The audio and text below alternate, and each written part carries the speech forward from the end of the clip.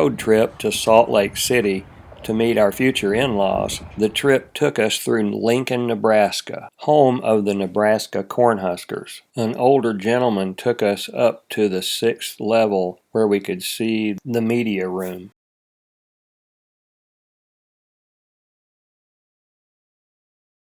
I purposefully attempted not to take too many photographs and videos, any more than I needed, because I knew I'd have to edit them all when I got back home. However, I will say that the United States, as we travel across the country, is such a beautiful and diverse land geologically. Most of Kyle's fiance's family live in or around Salt Lake City. We got to meet them and visit some of the wedding venues that will be coming up. This is the venue where Kyle and Alana will be married, on the northeast side of the city near the mountains. The first place we went to when we got to Salt Lake City was we drove out to the Great Salt Lake for a couple of hours to get some pictures. After Mary Martha got finished playing with a pile of rocks, I decided I might try to walk across the lake to those little mountains in the distance there. But once I realized it would take me about 5 days, I decided to turn around and come back. However, I did find a quarter out there.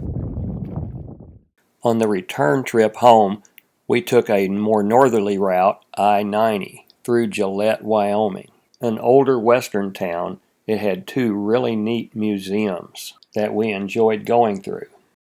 I was really attracted to taking some pictures of the internal contents of an old covered wagon. The Frontier Auto Museum really knocked my socks off. It has a vast collection of antique advertising, automobilia, memorabilia, petromobilia, and just about everything you can think of. As a collector of many of these antique advertising signs, I really enjoyed this place. Hopefully you will too.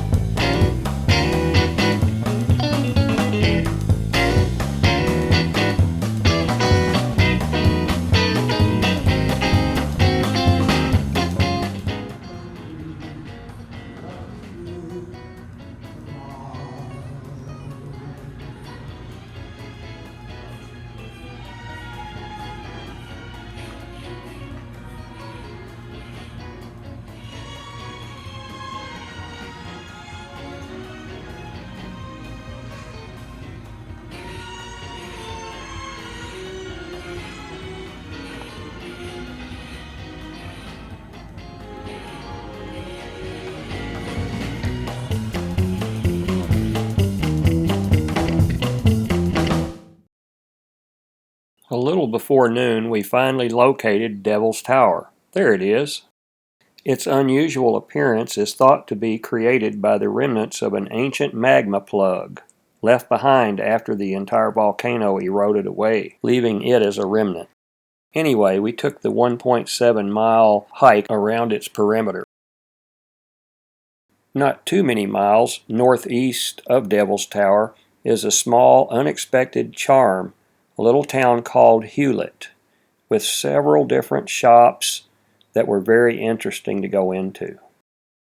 If time had permitted, I would have spent at least a couple of hours in here looking at the Indian relics. The proprietor at the Antiques Museum recommended we have lunch up on the hill overlooking Hulett, at the golf course clubhouse. The 77 Steakhouse was built entirely around the restored antique 1895 back bar.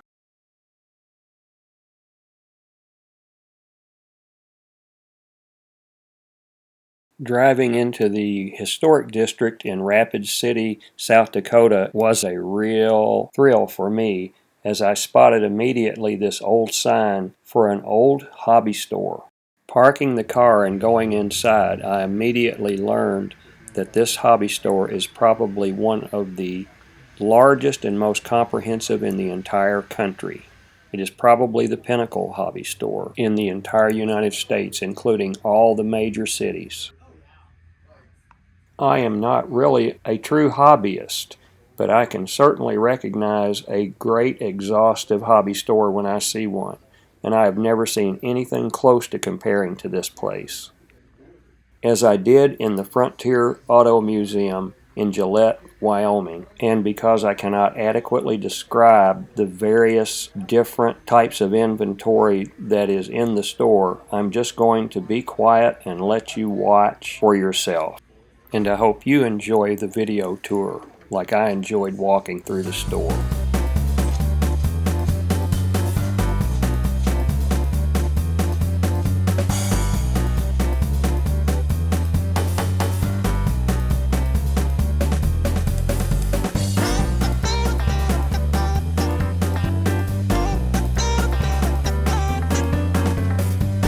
This is a fantastic place, isn't it? Yeah, it's pretty dang cool. I've never seen anything so comprehensive.